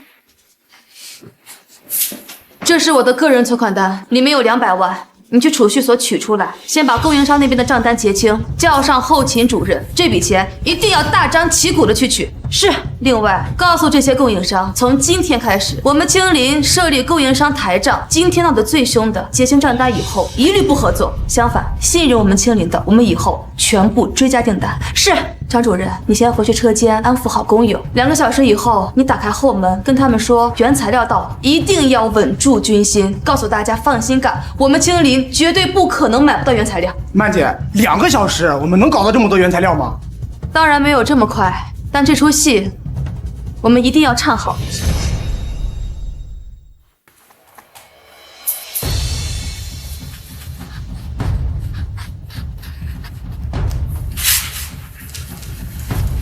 小李，这是我多年好友，在隔壁南城开机械厂，麻烦你开车跑一趟吧。他得知我有难，一定会运出1车原料给我们的。是。张主任，2个小时以后运输原料的车到了，你一定不要开车门，等小李回来，先卸小李的车。是。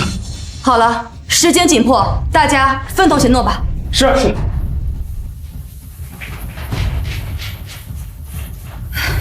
妈，您这招空城计真是妙啊！说一说你的理解。先进来的车一定是空车，是为了稳住人心。然后李助理开出来的车可以让大家看到原材料，这样大家就不会有人怀疑第一辆车是空车了。那财务那边呢？您让财务大张旗鼓的去取钱，是为了告诉大家青林并不缺这些钱，然后设立台账，是为了告诉大家、警告大家，以后的日子还长，如果还要想和青林合作的话，就不要听信小人的谗言。对，这样一来，我们青林资金链断裂的谣言自然就不攻而破了。妈，您可真厉害！商场如战场，接下来我们不能再坐以待毙了。那您接下来打算？来而不往非礼也。接下来，我们不仅要稳住局面，还要查清真相，准备开始反击了。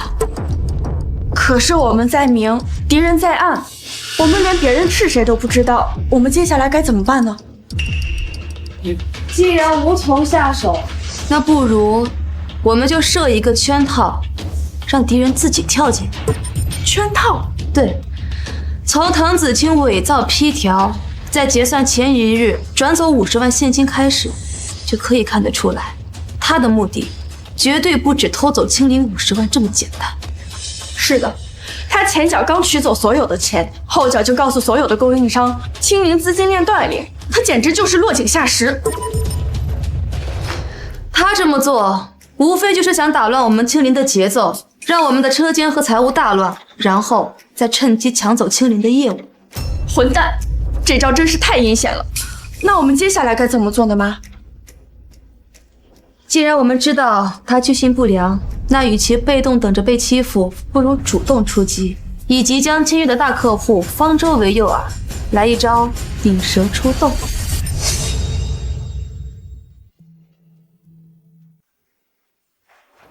曹操，出大事儿！你快看这报纸，头版头条。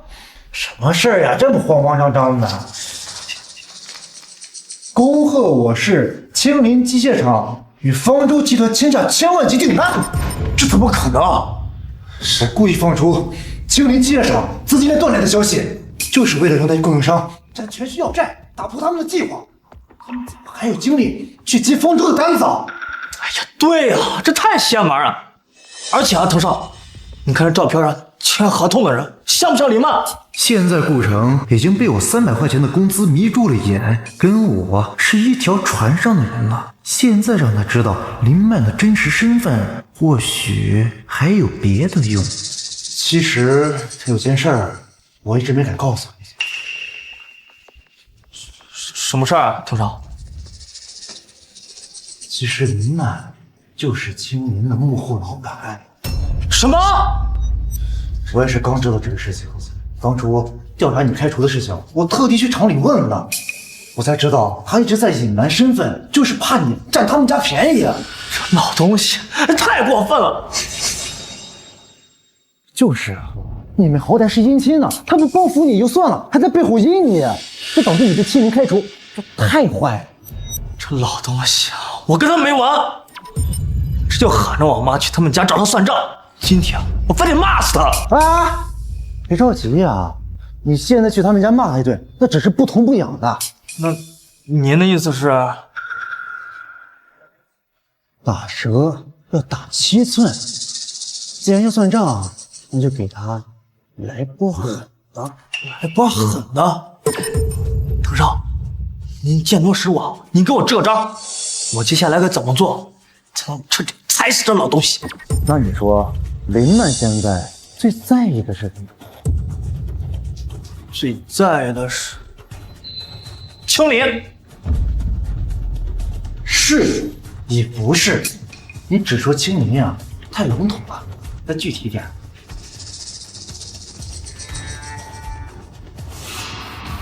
是和方舟的合作，这可是1000万级的大订单呀！对，咱们就从青林与方舟的这份1000万级订单下手，来一个釜底抽薪，让他永无翻身之日。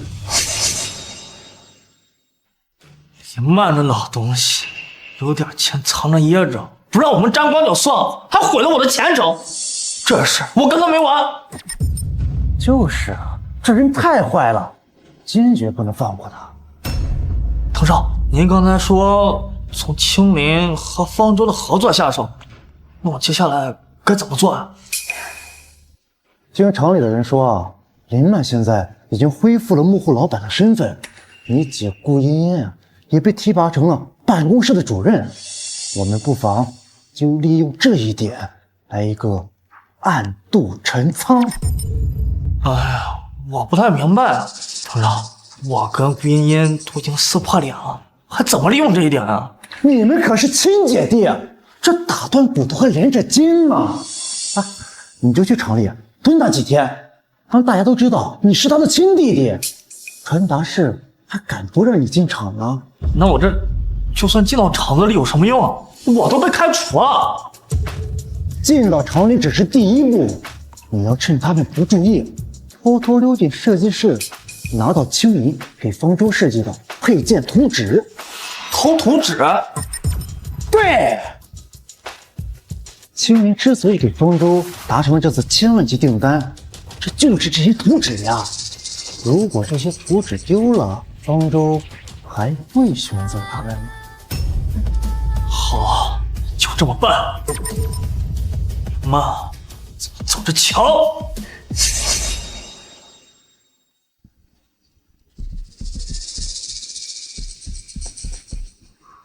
哎，姐，我在这儿呢。不成，你来干什么？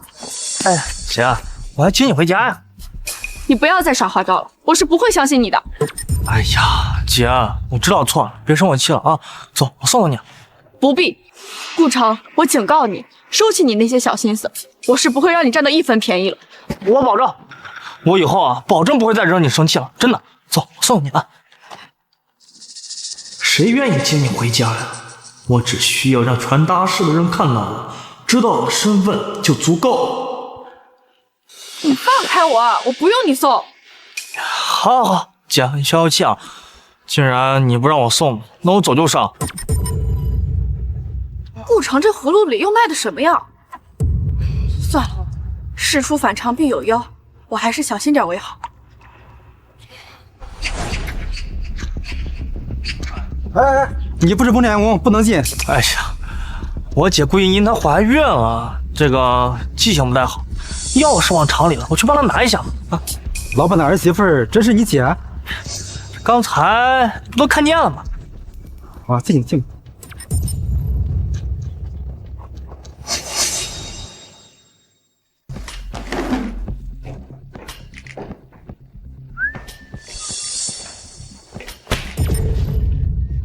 本来还打算用铁丝怼开门，没想到竟然顺来了钥匙，真是天助我也！嘿嘿。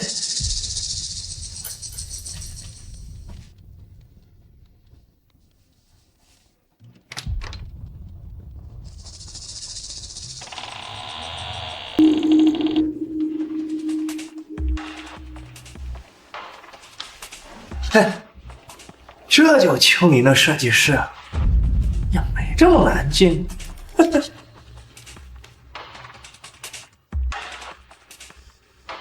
不是和图纸在靠墙柜子里，可能就这个。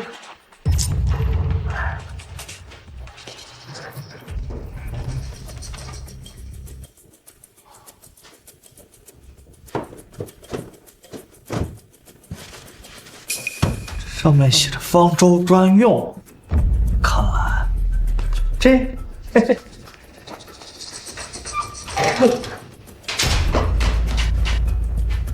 你是谁？干什么的？那个，我走错了，帮我姐拿钥匙，行吗？我不知道他办公室在哪，看见门没关，就想着啊，就想着里面有人进来问我来着。你撒谎！是你偷拿我的钥匙把门打开。对不对啊？不，我是顾茵的弟弟。我姐失了重，她不方便来回跑，她就把钥匙忘办公室了，我来帮她取钥匙。你是顾主管的弟弟？顾主管的婆婆是青林幕后的大老板，你要真是她的弟弟，她怎么不把你弄到青林来上班啊？还不是因为顾茵茵是个白眼狼，找个有钱的婆家就不管我。不行，光偷了图纸还不够，我还要把青林的员工挖走，看他们怎么生气。嗨，青林有什么好的啊？工资不高，规矩倒不少。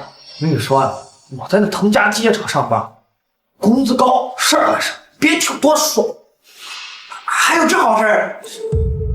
腾家，我怎么没听说啊？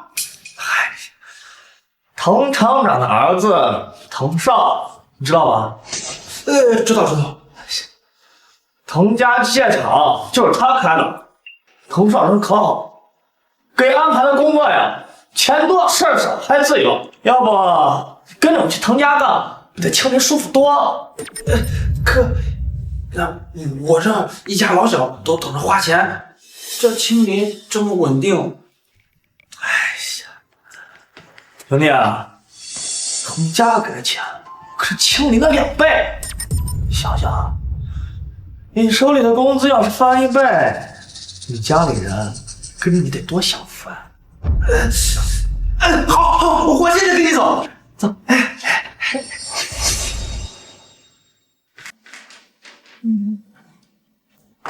这样子，前进。曼姐，不好了，咱们大客户方舟来电话了，说我们专门给方舟设计的图纸被提前公布了。什么？怎么会这样？难道图纸被偷了？对，我刚才去了设计室，图纸确实不见了。那方舟那边怎么说？方舟说让我们立刻更换新图纸，还要按时交货，不然就取消合同，还要算我们违约呀。我知道了，立刻通知苗图员，这个月给他3倍工资，让他务必尽快赶制新图纸。苗图员离职了，传达室那边有人看到说他跟顾城去了滕家。原来顾城就是这个内鬼，怪不得他昨天假惺惺的说要送我回家，原来是打这个图纸的主意。如果我没猜错，上次就是他伙同滕子清偷走我的手章，伪造批条的。这个混蛋，我现在就报治安室把他抓起来。不慌，小李，先给方舟那边回电话，邀请他们3天后过来参加会议，我一定会给他们一个满意的答复。另外，通知大家召开紧急会议。是。来，各位都是我最信任的人，今天召集大家，是因为厂里出现了重大危机。重大危机？这车间原料的事情不是已经解决了吗？是啊，供应商那边的款项也全部结清了，还能有什么事啊？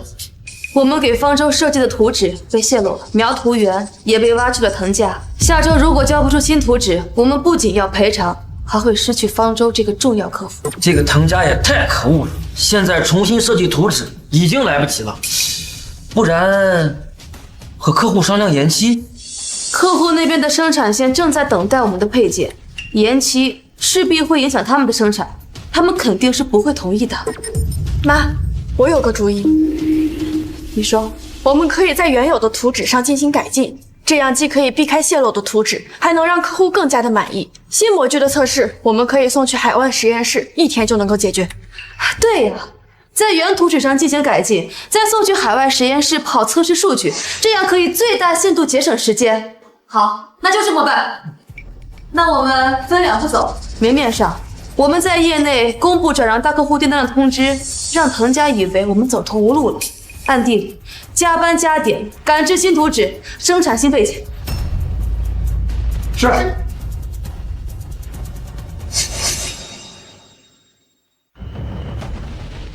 滕少，好消息，天大的好消息！你看，青林果然是走投无路了，都开始在报纸上发布转让订单的通知了。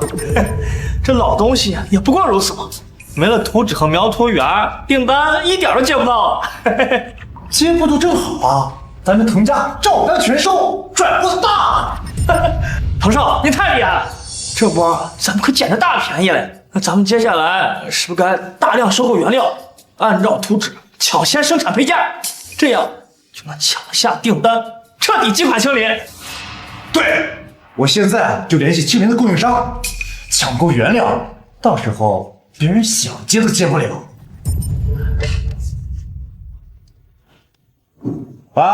老刘，给我按青林的标准送10吨原料，越快越好。搞定！青林很快就被我们踩在脚下。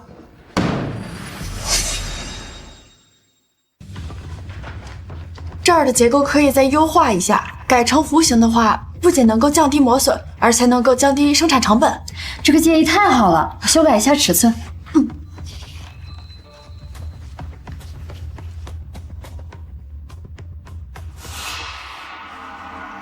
林总、顾主管，你们已经熬了2天了，要不你们休息一下，我再改一下。不用了，我不累。这个订单对我们很重要，早一点完成新图纸，也好早一点让客户放心。没事儿，我能挺住。你要是累的话，就歇会儿。不用，我不累。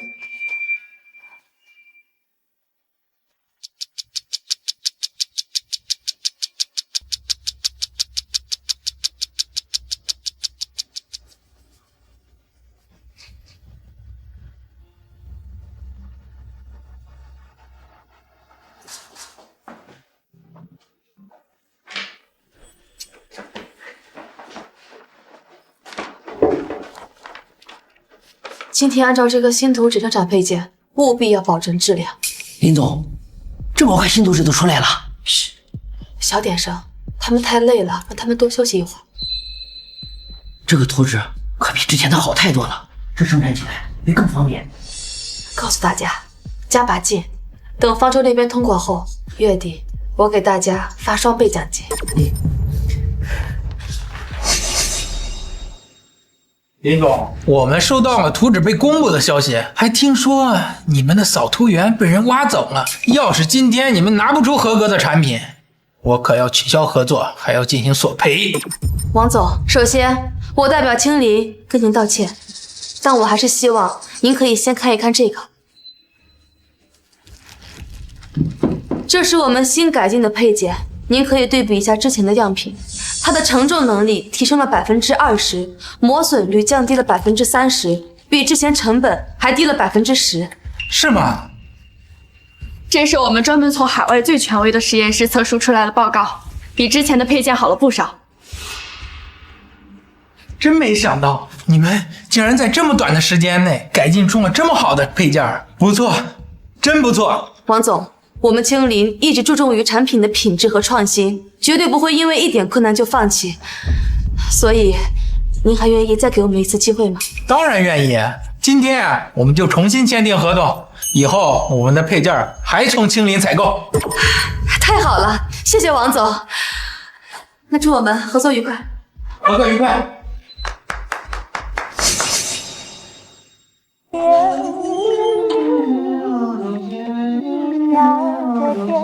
彭少，你今天好像看着特别高兴啊！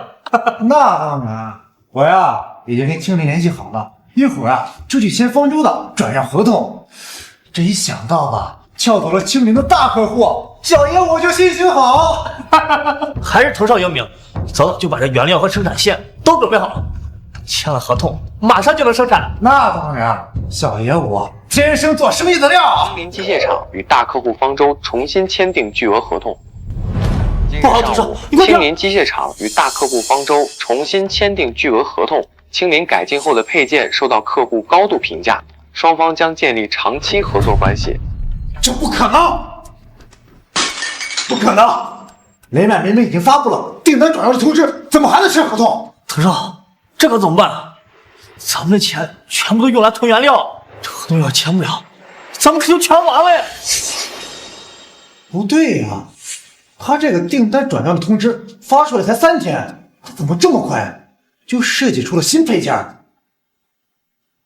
除非这个订单转让就是个圈套，是里面的老家伙专门给我们腾价设置的圈套。什么？这老东西太坏了，咱们的钱全部都压在购买生产原料上，一点流动资金都没有啊！藤少，要不咱们把这原料低价卖出去，减少点损失吧？放你娘的狗屁！老子花多点这个原料低价卖出去，我不是亏大了吗？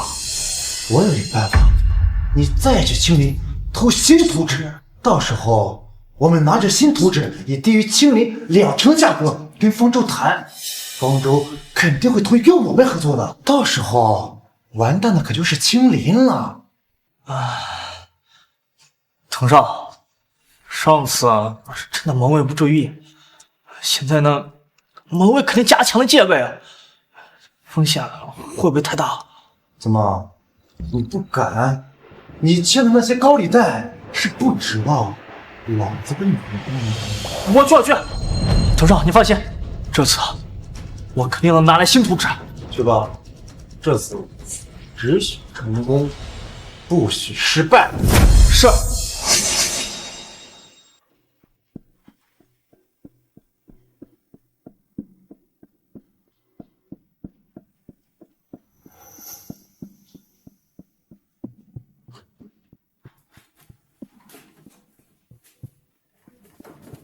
哎，在这。记得上次的图纸明明就放在这个柜子里了。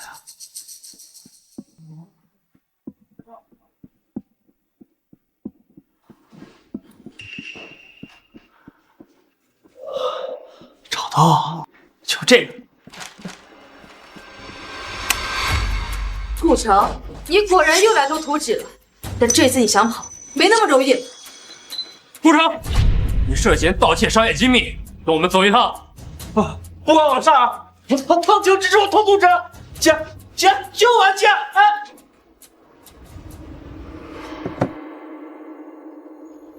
茵茵，顾城他好歹是你亲弟弟，等他交代出藤子清，我就跟治安所那边说，把他放了。不用了，妈。顾城他犯了错，应该受到惩罚。好，治安所那边已经派人去抓藤子清了。我们搜集的证据足够他把牢底坐穿了。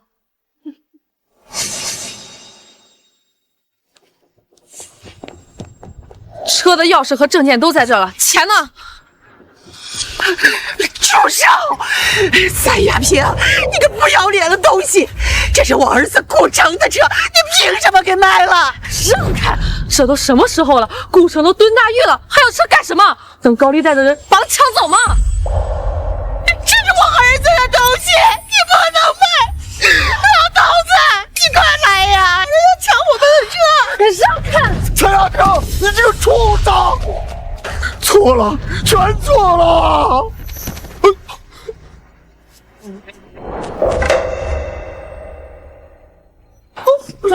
伤了人就想跑，走，给我去治安所！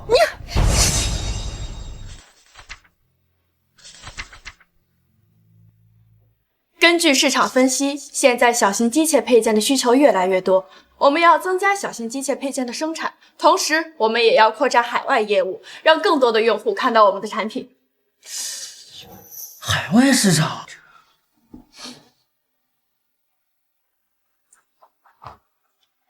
对，这是我制定的详细计划书，大家可以看看，有什么意见可以提出来。这个计划十分详细，我没意见。3个月了，我终于能在商场独当一面，帮妈分担压力了。千金，林总、顾总，好消息，我们的产品销售数据暴涨，比去年增长了50%啊！太好了，茵茵啊，这都是你销售政策的功劳，你呀就是我们青林的大功臣。从今天开始，妈就把青林交给你了。妈，这都是因为您放心，在背后支持我，所以我才能走到这一步。您才是我们青林的定海神针。